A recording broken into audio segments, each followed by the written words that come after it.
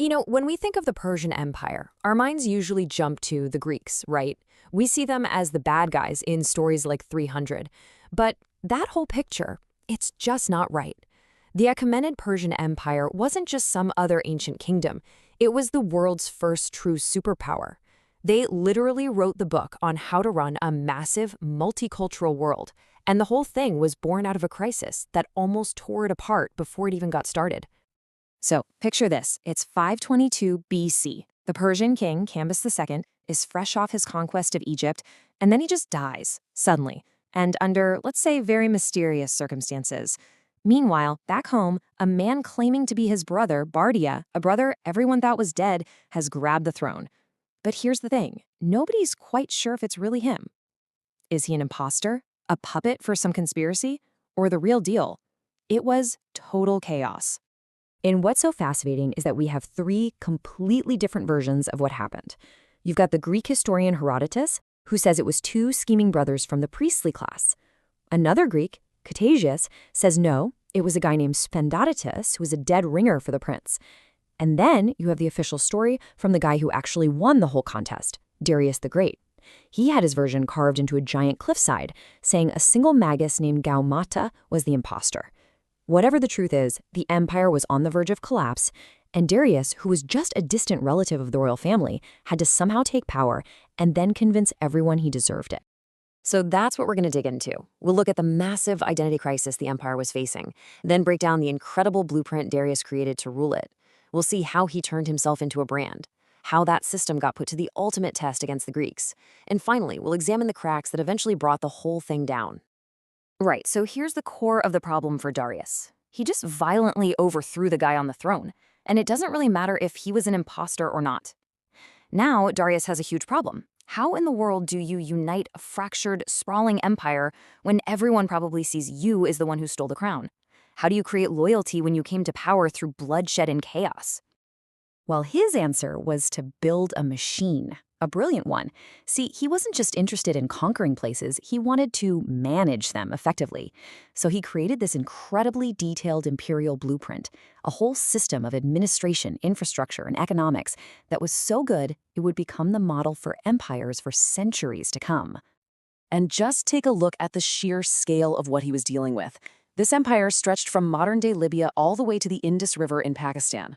We're talking dozens of different peoples, languages, religions, cultures, all under one ruler. At its peak, it's estimated that something like 44% of the entire world's population lived inside this empire. You just can't control that with an army alone. You need a system, a really, really good one. And this is where you see his genius at work. He basically broke it down into three simple, powerful steps. Step 1, divide and conquer. He split the empire into these manageable provinces called satrapies and put a governor, a satrap, in charge of each one. Step 2, connect and control. He built this incredible network of roads to move troops and information quickly. And step 3, fund the machine. He set up a standardized, regular system of taxes and tribute so he could actually pay for it all. And let's just talk about that royal road for a second, because it was basically the empire's nervous system. The main highway ran almost 2,700 kilometers, connecting the heart of the empire with the far western coast. And all along the way, there were 111 relay stations with fresh horses and riders waiting. A royal messenger could cross the entire empire in about a week, a journey that would take a normal person 3 months. It was like the internet and the federal highway system rolled into one 2,500 years ago. Just incredible. Okay, but having a great system, the hardware, isn't enough. You need the software, right? You need people to believe in the guy at the top. Darius knew he couldn't just be an administrator. He had to be an idea. He needed to create a brand for himself as the one true, divinely chosen king. And you can see his two-part strategy right here. On the left, you've got Darius the administrator. This statue shows him looking calm, organized in his formal court robes. He's the guy who makes the trains run on time. But then, look at the right. This is from the walls of his palace. Here, he's a mythic hero, effortlessly taking down a lion that represents chaos. So he's not just a bureaucrat. He's the guy protecting the entire cosmos from falling apart. And to make sure everyone got the message, he stamped it everywhere. This quote is a perfect example. Darius constantly talks about the main Persian god, Ahura Mazda. But it's not just, please protect me, it's, Mazda chose me. Everything he did, every building he built, every tax he collected, was presented as the will of the gods. This wasn't just talk, it was the very foundation of his right to rule. All right, so the system is built, the brand is established, the Persian imperial machine is humming along. Now it's time for its first big stress test. And that test was going to come from a bunch of small, argumentative, and fiercely independent city-states on the far western edge of the map. Yeah, the Greeks. I mean, you couldn't find two more different ways of life.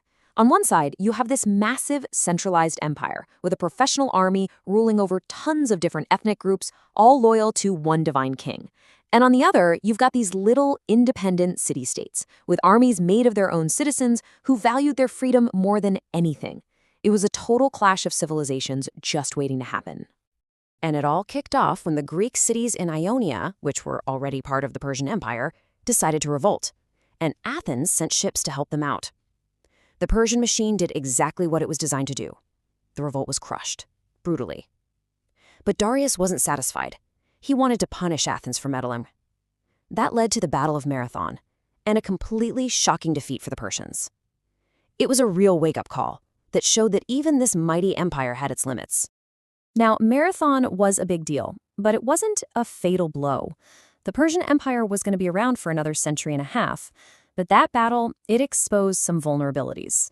Think of it like the first hairline fractures in a massive foundation, cracks that would only get wider over time. So 3 big problems started to eat away at the empire from the inside. First, succession. Whenever a king died, especially if he was assassinated like Darius' son Xerxes, the court would just erupt into bloody, backstabbing power struggles. Second, all those provinces, especially rich ones like Egypt, started rebelling over and over, which was incredibly expensive to put down. And that leads to the third problem.